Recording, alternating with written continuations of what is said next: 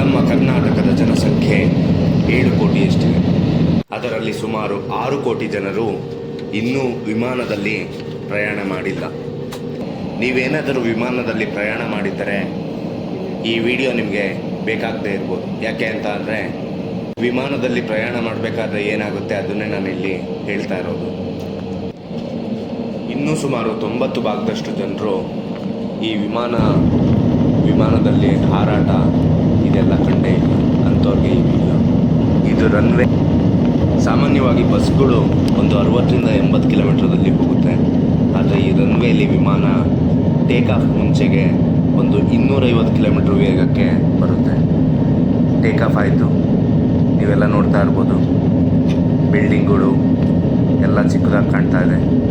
ಮೇಲಕ್ಕೆ ಹಾರ್ತಾ ಇದ್ದೀವಿ. ಮೊದಲು ನಿಧಾನವಾಗಿ, ಮಧ್ಯದಲ್ಲಿ ಜೋರಾಗಿ, ಕೊನೆಯಲ್ಲಿ ಮೋಡಗಳುತ್ತಾ ಹಾರುತ್ತದೆ. ಹಾಗೆ ಮೇಲೆ ಹೋಗ್ತಾ ಹೋಗ್ತಾ ಹೋಗ್ತಾ ಭೂಮಿಯಿಂದ ಒಂದು 10ರಿಂದ 12 ಕಿಲೋಮೀಟ್ರು ಎತ್ತರಕ್ಕೆ ಹೋಗುತ್ತೆ. ಈ ಮೇಲಿನ ಪ್ರಪಂಚದಲ್ಲಿ ನಿಶ್ಶಬ್ದ ಇದೆ. ಪೈಲಟ್ ಮುಂದೆ ದಿಕ್ಕು ನೋಡ್ತಾನೆ. .ai में उपलब्ध QR कोड को स्कैन करें.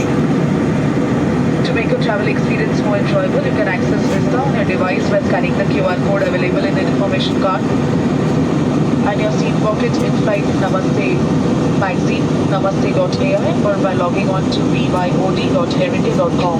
Thank you. ನಿಮ್ಮ ಸಹಾಯಕ್ಕೆ ಅಂತ ಯಾವಾಗಲೂ ಗಗನಸಖಿಯರು ಅವರೇ ಇರ್ತಾರೆ. ಊಟ ಕೊಡ್ತಾರೆ. ನನಗೆ ಉಪ್ಪಿಟ್ಟು, ಇಡ್ಲಿ, ಗೋಧಿ ಬನ್ನಿ, ಟೀ ಎಲ್ಲ ಸಿಗುತ್ತೆ.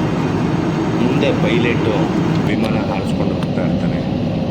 ಮುಂದೆ ದಿಕ್ಕು ನೋಡ್ತಾನೆ. ಅಲ್ಲಿ ಯಾವ ದಾರಿನೂ ಕಾಣಲ್ಲ. ಆದರೆ GPS ಕಂಪ್ಯೂಟರ್ ತರಬೇತಿ ಇವೆಲ್ಲ ಸಹಾಯಕ್ಕಿವೆ. ಇವುಗಳ ಹಿಂದೆ ಸಾವಿರಾರು ಮಂದಿಯ ಶ್ರಮ ಇದೆ.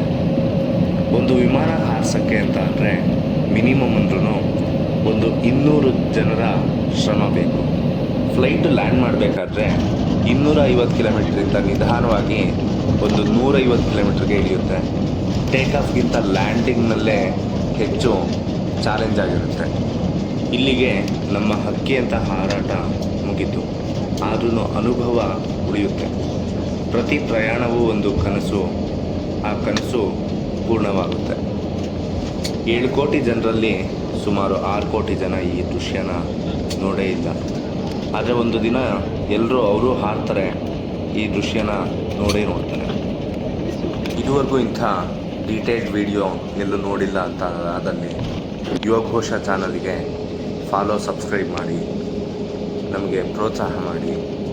ನಿಮ್ಮ ಪ್ರೋತ್ಸಾಹನೇ ನಮಗೆ ಹಲವಾರು ವಿಡಿಯೋ ಮಾಡೋದಕ್ಕೆ ಎನರ್ಜಿ ಬರುತ್ತೆ.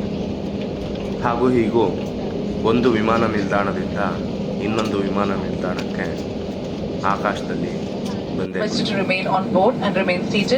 ಒಂದು ದಿನ ಎಲ್ಲರೂ ಹಾರಬೇಕು. ಹೇಗೆ? ಮೊದಲು ಮನಸ್ಸಿಂದ ಹಾರೋಣ. कृपया ध्यान दें, विमान से उतरने के लिए हम स्टेप लैडर का प्रयोग करेंगे. कृपया स्टेप्स पर अपना ध्यान रखें और हैंडल पकड़ के उतरें.